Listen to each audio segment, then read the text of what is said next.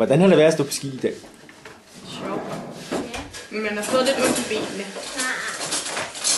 Jeg har i hvert fald fået dem lige der ved anklerne. Det var dejligt vejr. Og Clara, hvor meget har far stået på ski i dag? Ikke så meget. Så holdt hun først stod på ski en time. Eller sådan noget. 2 timer. Og så da hun havde gjort det, så gik hun op og drak kakao med mig. Og så stod du på ski i en times tid. Og så skulle vi have frokost. Og så da vi havde spist frokost, så stod hun på ski en halv time eller sådan noget. Og så gik hun op i baren og slippede i solen i 3 timer. Og så ville du gerne hjem. Okay, så Alma, så pænt har påpeget tidligere, så har Clara en tendens til at overdrive. Jeg har holdt pause i måske i alt en time, 2 timer. Det skal I ikke spille smart. Jeg har stået og ventet på jer rigtig, rigtig meget i dag. Jeg har da ikke stået på ski sammen med dig. Jeg har ventet på dig alligevel. Alma, hvor mange gange har du styrtet i dag? Mange gange. Det skal jeg. Hvad var det bedste styrt? Det var... Nu kan jeg falde ind i hegnet. Ja. Så er det klar faldt ind i hegnet. Hvordan så det ud, da hun faldt ind i hegnet? Ret sjovt. Og så skældte manden ud, kan du huske det? Ja. Den stoppede den der ting. Viften? Han stoppede den også, men jeg sad på den. Han blev ret sur. Jeg kunne ikke forstå, hvad han sagde. Så hører vi lige Katrine. Hvordan har det været der, Katrine? Det har været rigtig hyggeligt at have 2 nye skiister med. Hvor lærerne var de? Det er nemlig nok. Meget det er sådan helt uhyggeligt. Hvad med hende Lene derovre? Har hun stået ordentligt på ski i dag? Jeg har stået på ski, men ikke så meget.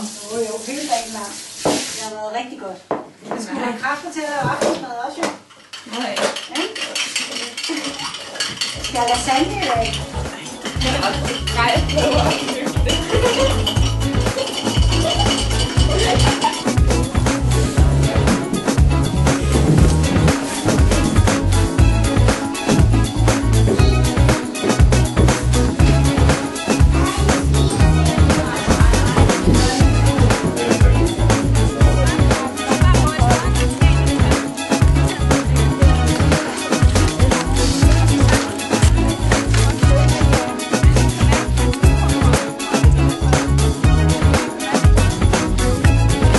Mia.